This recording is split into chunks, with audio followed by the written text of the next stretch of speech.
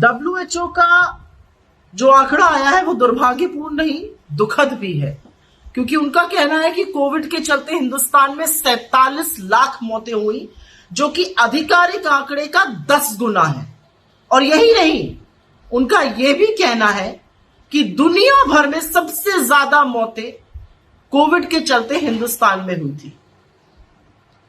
चिरपरिचित अंदाज में मोदी सरकार ने, इनके मंत्रियों ने, इनके विशेषज्ञों ने, इनकी ट्रोल आर्मी ने डब्ल्यूएचओ को तो भला बुरा कहा ही, उनकी मेथोडोलॉजी तक को क्वेश्चन कर डाला है। लेकिन एक सत्य यह है कि पिछले साल का वो मंजर याद करिएगा जब बेदम होकर तड़प रहे थे लोग, ऑक्सीजन के लिए दर दर की ठोकरें खा रहे थे, गंगा में लाशें तैर रही थी, वही भयावह स्थिति, और शमशान और कब्रिस्तान के बाहर लाइनें लगी हुई थी, वही भयावह स्थिति कोविड के चलते इस देश में थी, जिसको इस सरकार ने झुठलाना चाहा। आखिर ये वही सरकार है जिसने सदन में कहा था कि ऑक्सीजन की कमी के चलते एक भी मौत नहीं हुई, और सबको याद है कैसे बेदम और तड़प रहे थे लोग बिना ऑक्सीजन के। सवाल दो ही है कि आंकड़े क्यों छुपाए गए, ये कुत्सित काम क्यों किया गया। क्या आज भी मोदी जी कोविड प्रबंधन के लिए श्रेय लेंगे? क्या आज भी वैक्सीनेशन पे अपनी फोटो चिपकाएंगे? और सबसे बड़ा सवाल यह है कि जब डिजास्टर मैनेजमेंट एक्ट लगा हुआ था, जिसका मतलब है कि हर पीड़ित को 4 लाख रुपए देने होते, सरकार इससे मुकर गई, क्या आंकड़े इसलिए छुपाए गए? लेकिन असलियत इस पूरे देश को पता थी, असलियत उन पीड़ित परिवारों को पता है, असलियत हम सबको पता है, क्योंकि हम सब ने या तो कोई संबंधी, कोई चाहने वाला, कोई पास पड़ोस वाला, कोई साथी, सहकर्मी, किसी ना किसी को खोया है। लगातार विपक्ष ये सवाल उठा रहा था कि मौत का आंकड़ा बहुत ज्यादा है, और अब डब्ल्यूएचओ ने दूध का दूध और पानी का पानी कर दिया है। तो हर बार आप लीपापोती नहीं कर सकते।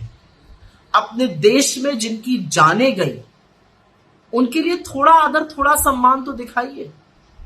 और डिजास्टर मैनेजमेंट एक्ट के चलते जो 4 लाख रुपए देने हैं प्रति पीड़ित को, वो तो दीजिए, अब तो दीजिए।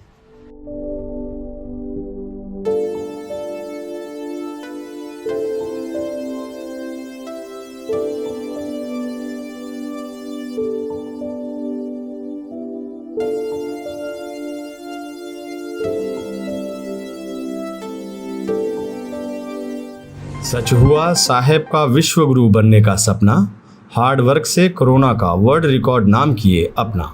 दोस्तों, मेरे साथ आप भी माननीय सरकार को बधाई संदेश भेज दीजिए। विश्व गुरु बनने का संकल्प लेकर साहब सियासत में आए थे। आर्थिक, सामरिक या एजुकेशनल फील्ड में तो वो अभी वार्म अप कर रहे हैं, लेकिन कोरोना के मामले में ज़रूर उन्होंने अपना परचम पूरी दुनिया में फहरा दिया है। उनके सफल नेतृत्व में टीम कोरोना ने एक दिन में जितने मामले भारत में दर्ज किए हैं, उतना वो दुनिया के किसी देश में कभी दर्ज नहीं कर पाई है।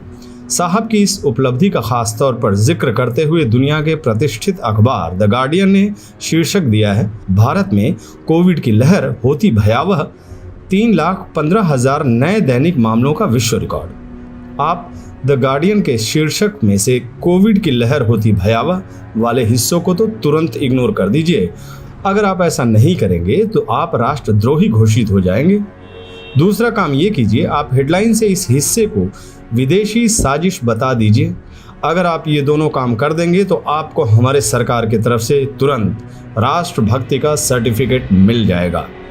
आपसे आग्रह है कि आप साहब और उनके भक्तों की तरह सच्चे राष्ट्रवादी बनिए और शीर्षक के केवल विश्व रिकॉर्ड वाले हिस्से पर फोकस कीजिए। वही साहब की असली उपलब्धि है। वैसे अपनी इस उपलब्धि का अंदाजा साहब को पहले से था, तभी उन्होंने कोरोना मैच शुरू होते ही ताली थाली बजवा दिया था। अब जब कोरोना कप हकीकत में उनके हाथों में आ गया है, तो आप नए सिरे से ताली थाली बजा सकते हैं, शंखनाद भी कर सकते हैं, घंटा घड़ियाल भी बजा सकते हैं। साहब अभी ये सब कुछ नहीं कर सकते।